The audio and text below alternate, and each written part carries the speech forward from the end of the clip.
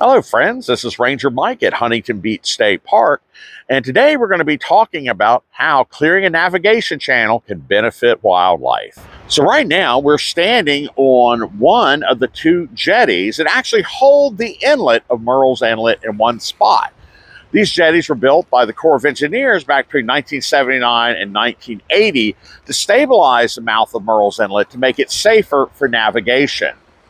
However, occasionally over time, the space in between the jetty fills in and it becomes harder for boats to get in and out of the inlet. And then the Corps has to hire a contractor to come in and dredge that navigation channel. And that is where it comes a question of what do you do with the sand? One of the beneficial aspects that comes from that sand being removed from the navigation channel is it gets piled here at the park. Now, once the sand has been put into place, we will now manage it as a safe and protected shorebird and seabird nesting area. We have 2 layers of solar-powered electric fence. We have a solar-powered stereo system that plays the sounds of happy nesting least terns. We have decoys that have been painted by 5th graders throughout Georgetown County. And using the audio and the visual cues together, we are then able to kind of show the birds where it is safe for them to nest once the nesting area has been built and those electric fences have been put into place. Now, the birds actually love this barren sand. That's why they're shorebirds and seabirds. So these birds both want to nest right on the ground in flat, open beach areas. They do not want vegetation. They don't want anything that's going to hide a potential predator. Now, how these birds react to predators are totally different.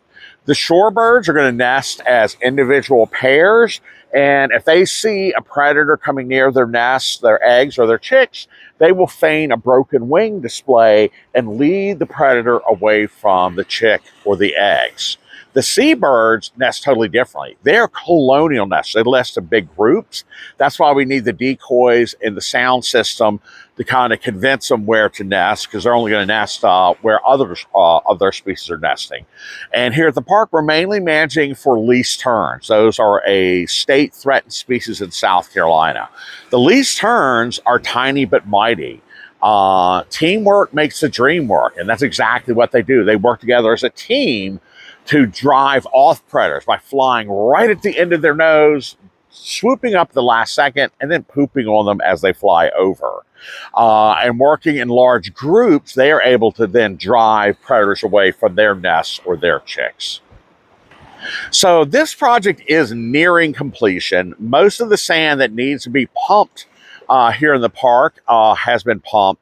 The last step, though, is they're actually going to be using some techniques that were learned by the Crab Bake Project done in Charleston Harbor a few years ago. Using bulldozers to sculpt the sand, creating dunes and troughs, making it more of a natural-looking area for the birds to nest in. But we don't want this vegetated. So one of the last things I wanted to mention is shorebirds and seabirds are in a great deal of trouble. Worldwide, the population of various shorebird species has declined 70% in my lifetime alone. So what can we do to help out? Well, when you come to visit the park, please note that the whole northern end of the park is a dog-free area.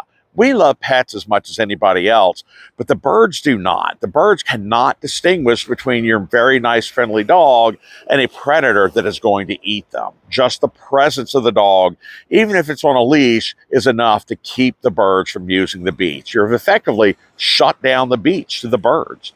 Another thing to keep in mind is some of these birds have the longest migrations of any animals on Earth. Having a safe place to feed and rest undisturbed on the beach is literally the difference between life and death.